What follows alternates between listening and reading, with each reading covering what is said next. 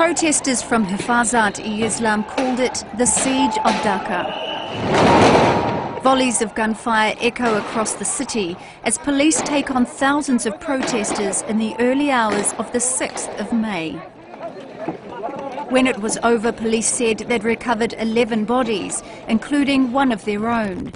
But Human Rights Watch says its independent sources suggest the number of people killed was at least 50. The answer over disputed figures may lie here.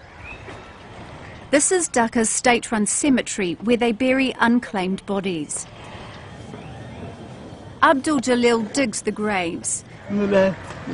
He's deaf and unable to speak, but determined to tell his story. He tells Al Jazeera he buried 14 bodies after the protest on May 6th, all at night. He points to his chin.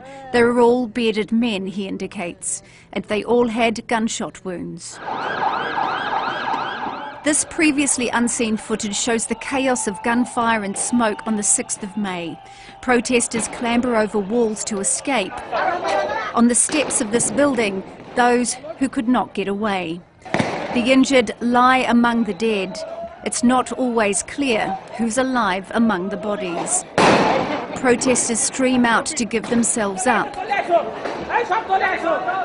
On the ground, there appear to be more bodies.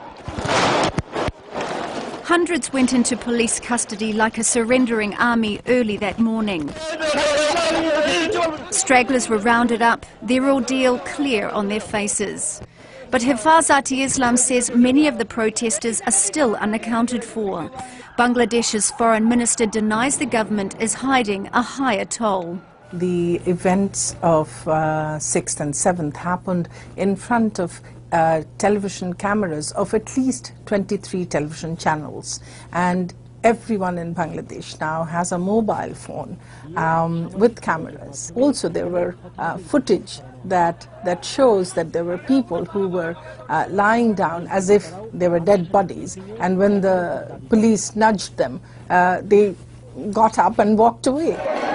Human Rights Watch is asking questions of the protest organisers Hifazat-e-Islam over the descent into violence and why so many young people were drawn into the protests. The rights group wants an independent inquiry to find out what happened once and for all. Miriam Nahond, Al Jazeera.